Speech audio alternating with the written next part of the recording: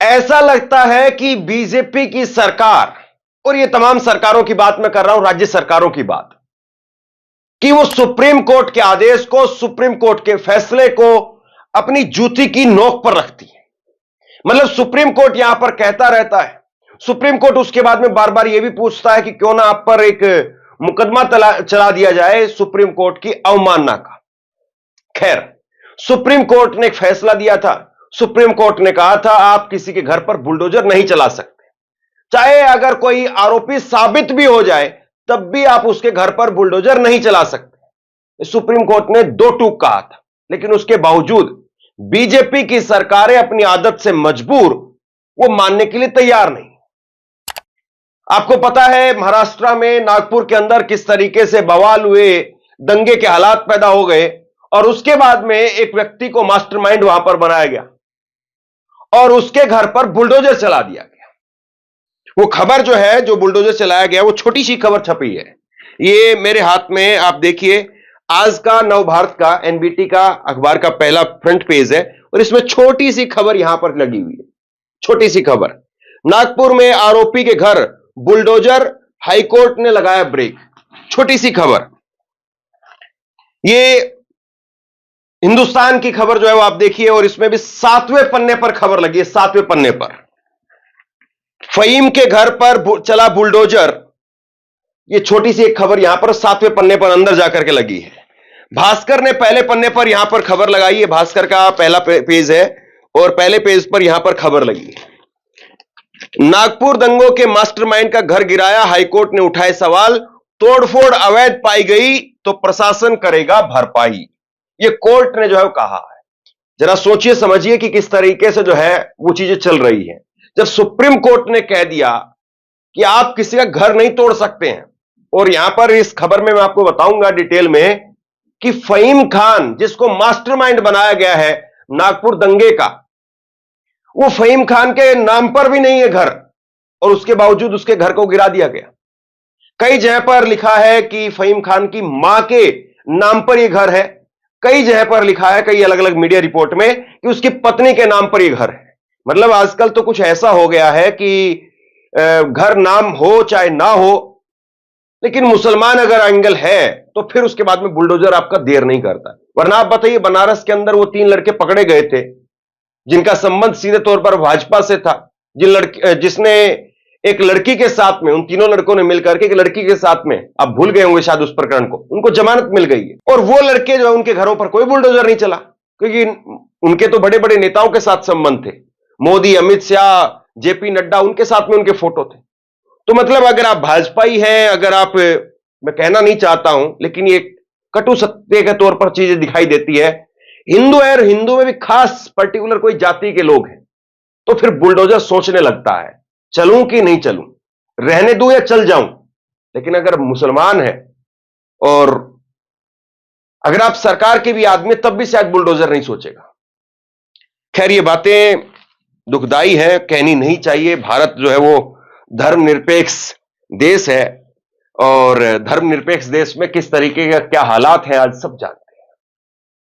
खैर, आज मुद्दा यह नहीं है हिंदू या मुसलमान, मुद्दा यह है कि सुप्रीम कोर्ट का जब आदेश है तो फिर उसके बावजूद कैसे आप बुलडोजर चला रहे हैं।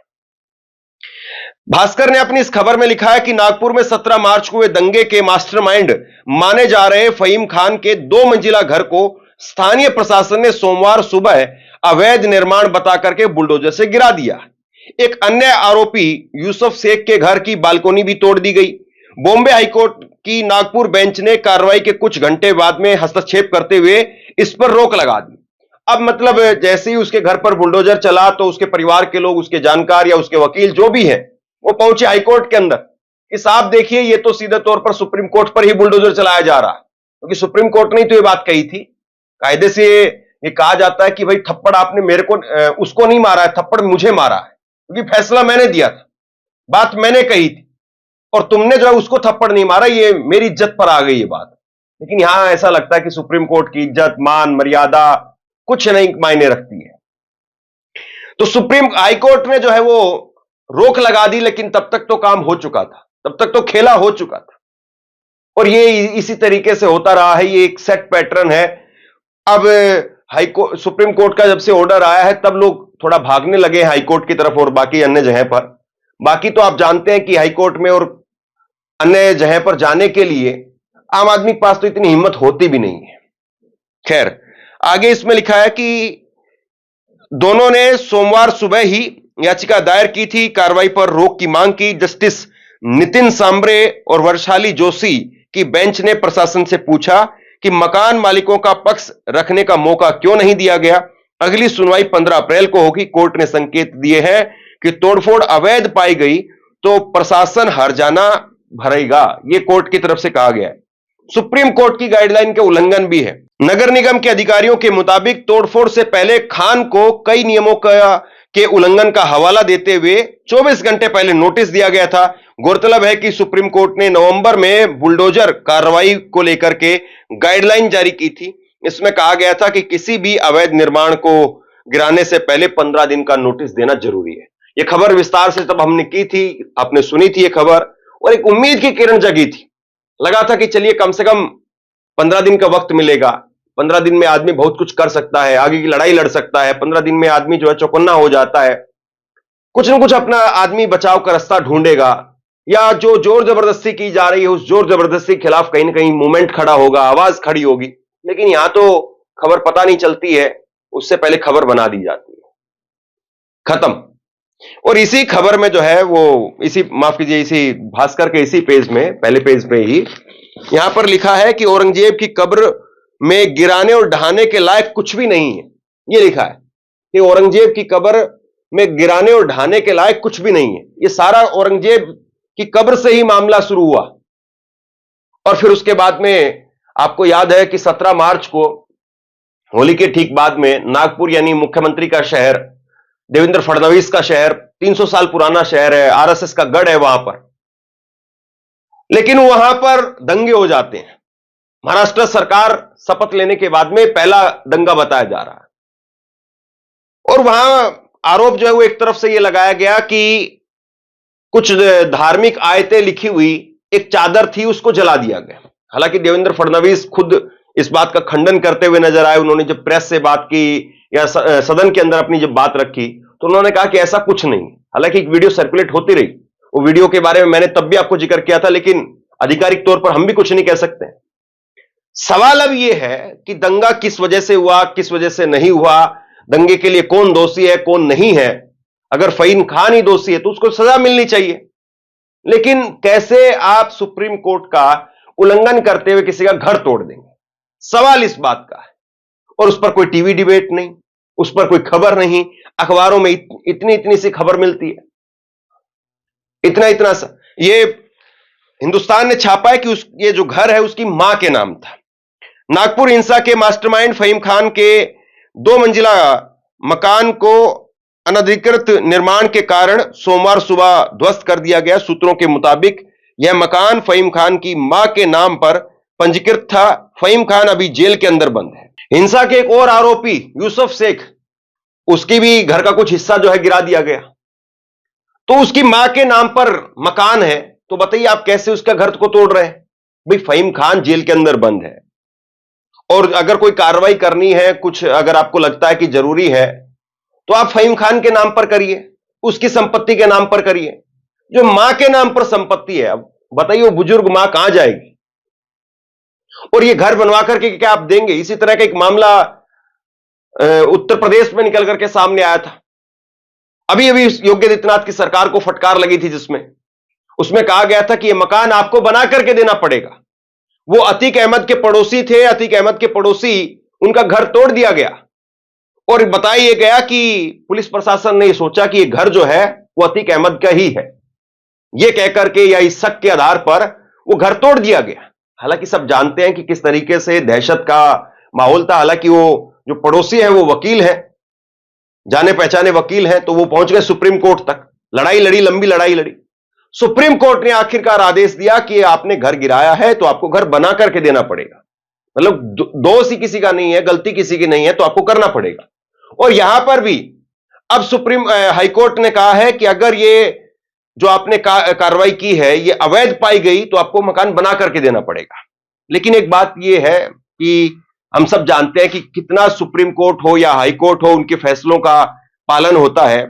और ये बात खुद जो है वो सुप्रीम कोर्ट को देखनी चाहिए, हाई कोर्ट को देखनी चाहिए कि अगर कहीं पर कोर्ट के फैसले का सम्मान नहीं हो रहा है तो जाहिर सी बात है, चाहे वो पुलिस अधिकारी हो, चाहे वो सरकार हो, चाहे वो नेता हो, कोई भी व्यक्ति हो जो उसके आदेश का पालन नहीं कर रहा है और उसके ठीक उल्टा काम कर रहा है, उस पर तो मुकदमा दायर होना चाहिए। और न केवल मुकदमा दायर हो बल्कि उस अधिकारी को ये जो है वो नोटिस भेजा जाए कि आपको ये मकान अपनी तनख्वाह में से देना बनेगा, कि आप अपनी तनख्वाह पर लोन लीजिए, चाहे कुछ भी करिए, और ये मकान आप अपनी तनख्वाह में से पैसा ला करके और तब इसका मकान बना करके दीजिए। कमाल की बात है। मतलब सुप्रीम कोर्ट के आदेश को आप कुछ मानने के लिए तैयार नहीं है। क्या सारे नियम कानून कायदे वो एक आम आदमी के लिए है, गरीब के लिए है? मतलब यहां पर अगर कह दिया जाता है कि आज सिर पर अगर आपने हेलमेट नहीं पहना तो आपका 5,000 रुपए का फाइन होगा, एक आम आदमी की पुलिस को देखते ही दुगदुगी बन जाती है कि पुलिस वाला सामने खड़ा है, सिर पर हेलमेट है नहीं, 5,000 रुपए का चालान हो जाएगा, उसके पसीने छूटने लगते हैं। लेकिन इनको जरा भी शर्म नहीं है कि सुप्रीम कोर्ट ने कुछ कहा है, सुप्रीम कोर्ट यहां पर कुछ कह रहा है और आप घर को तोड़ देते हैं। औरंगजेब औरंगजेब औरंगजेब औरंगजेब, औरंगजेब की कब्र भी नहीं है, वो 12 रुपए 14 आना की कब्र है उसकी, और वो भी कच्ची मिट्टी की कब्र है। बाद में अंग्रेजों ने उस कब्र को बनवाने का काम किया। लेकिन ये सारा मामला एक फिल्म से शुरू होता है, जिस फिल्म का प्रमोशन भाजपा के नेताओं ने किया, खुद मुख्यमंत्री देवेंद्र फडणवीस ने किया। वहां से इस मामले की शुरुआत होती है। धीरे धीरे धीरे धीरे इसमें पेट्रोल भट्टी में जो भी सामग्री चाहिए थी इसको और भड़काने के लिए फिर और राशन डाला गया इसमें, अलग अलग जगह से, अलग अलग तरीके से, अलग अलग ढंग से। फिर यह मामला जब और भड़का तो मामला ला करके टिका दिया गया औरंगजेब पर, और मामला ला करके टिका दिया गया कि औरंगजेब की कब्र तोड़ी जाए। फिर जगह जगह ऐलान होने लगे कि जो औरंगजेब की कब्र तोड़ेगा उसको 5 लाख मिलेंगे, 5 करोड़ मिलेंगे, कोई कह रहा 5 बीघा दूंगा। वो अपने आप से नहीं आ रहे हैं, ये जो इनाम देने वाले लोग हैं, वो अपने आप से आए, अपने बेटों को लेकर के आए, अपने परिवार को लेकर के आए, आगे उनको करें और फिर तुड़वाएं कब्र कि आप तोड़िए कब्र को। मतलब आप लोग बैठे रहेंगे अपने घरों में, अपने एसी रूम में, अपने पार्टी के कार्यालय में, अपनी चमचमाती बिल्डिंगों में, और दूसरे लोगों को जो आगे कर देंगे ताकि दूसरे लोग फंस जाएंगे और मुकदमे उनके परिवार के लोग झेलेंगे, या उधर से दूसरी तरफ से भी लोग भड़केंगे, कोई गोली चला देगा और माहौल खराब हो जाएगा, दोनों तरफ के लोग मारे जाएंगे, उन लोगों को कोई असर नहीं पड़ेगा। तो कुल मिलाकर के सारी कहानी है जो एक फिल्म से शुरू हुई, फिल्म से शुरू होकर के औरंगजेब पर आई, औरंगजेब से शुरू होती होती फिर ये महाराष्ट्र में एक दंगे के रूप में तब्दील हो गई। और महाराष्ट्र तो ऐसा लग रहा है कि नई लेबोरेटरी बन गया है। कानून व्यवस्था नाम की तो चीज महाराष्ट्र में बची नहीं है, और यह अपने आप में बहुत खतरनाक संकेत है। एक ऐसा राज्य जिसमें बड़े पैमाने पर बिजनेस, एक ऐसा राज्य जिसमें बड़े पैमाने पर फॉरेन इन्वेस्ट होता है, लेकिन वहां पर आप क्या कानून व्यवस्था दे रहे हैं? कभी वहां पर जो है वो खुलेआम बाबा सिद्दीकी को गोली मार करके हत्या कर दी जाती है, कभी सैफ अली खान के घर में कोई घुस जाता है, कभी जो है वो 15-20 दिनों के लिए आप एक कॉमेडी शो के नाम पर कुछ बातें कही जाती है और उनको पूरा माहौल बना देते हैं, मुख्यमंत्री बयान देने लगते हैं। अभी कल ही वो मामला ठंडा हुआ था, रणबीर इलाहाबादिया वाला मामला, वो थोड़ा मामला अभी ठंडा हुआ था और एक और नया मामला निकाल लिया, कुणाल कामरा वाला मामला। कुणाल कामरा ने कुछ किया नहीं, कुछ बोला नहीं, और कुणाल कामरा का मामला निकाल करके और कल habitat stand up comedian centre है और वहां पर तोड़फोड़ शुरू कर दी। ये महाराष्ट्र को शांत नहीं होने दे रहे हैं। ऐसा लग रहा है कि महाराष्ट्र को पूरी तरह से भट्टी पर रख दिया गया। महाराष्ट्र धधकना चाहिए, कुछ लोगों की मंशा यह दिखाई दे रही है। वरना सरकार में आने के बाद में तो आपकी जिम्मेदारी है ये कि अगर कोई गुंडा, कोई मवाली, कोई डाकू, कोई डकैत या फिर कोई उपद्रवी, कोई दंगाई अगर कुछ करता भी है तो कानून के हिसाब से आप उससे निपटिए। लेकिन आप पता नहीं क्या ही चाहते हैं, और इससे कौन सा महाराष्ट्र का फायदा होने वाला है। दूसरी बड़ी बात एक ये है, आप एक चीज को समझिए, पहले यह होता था कि कुछ बात होती थी, चुनाव के समय पर होती थी, वो चुनाव के समय पर हिंदू मुसलमान चलता था, चुनाव के समय पर दो जातियों को आपस में टकरा दिया जाता था, चुनाव के समय पर दो इलाके के लोग आपस में भिड़ने लग जाते थे और वो भिड़ाए जाते थे, एक राजनीति होती थी उसके पीछे। लेकिन कम से कम चुनाव खत्म तो बात खत्म हो जाती थी। चुनाव में वोटिंग के 5 बजे नहीं कि सारा मामला भी उस तरफ खत्म। वोटिंग के 5 बजने तक, शाम के 5 बजने तक, 7 बजने तक, जब तक वोटिंग रहती है तब तक मामला गर्मा करके रहता था, और जैसे ही वहां पर 5 बजे 7 बजे मामला भी ठंडा हो जाता था। लेकिन अब तो 5 साल भी बीत जाएं, अगले साल की वोटिंग आ जाती है, जब तक मामला जो है वो कुछ न कुछ नया नया निकाल करके, और पूरा प्रदेश, पूरा देश जो है वो भट्टी पर रख दिया गया है। सोचिए अपने आप में किस तरीके की राजनीति, और इससे किसका फायदा है। आप सरकार में आ गए, अब तो खामोश होइए, अब तो शांत होइए, अब तो कानून के मुताबिक काम करिए, लेकिन गजब हो रहा है। तो बहरहाल अब देखना यह है कि फहीम खान का घर तोड़ दिया गया है, उनकी बूढ़ी मां के नाम पर वो घर था, सुप्रीम कोर्ट के आदेश का सीधे तौर पर उल्लंघन हुआ है। अब सुप्रीम कोर्ट इसमें क्या एक्शन लेता, क्योंकि सुप्रीम कोर्ट को एक्शन लेना चाहिए, वरना आप जितने मर्जी फैसले दे दीजिए, जितने मर्जी आदेश दे दीजिए, सारे कागजों में पड़े रह जाएंगे, रद्दी की टोकरी में चले जाएंगे, कोई नहीं पूछने वाला है। अगर फैसला अमल में नहीं आए तो उस फैसले का कोई मतलब नहीं है।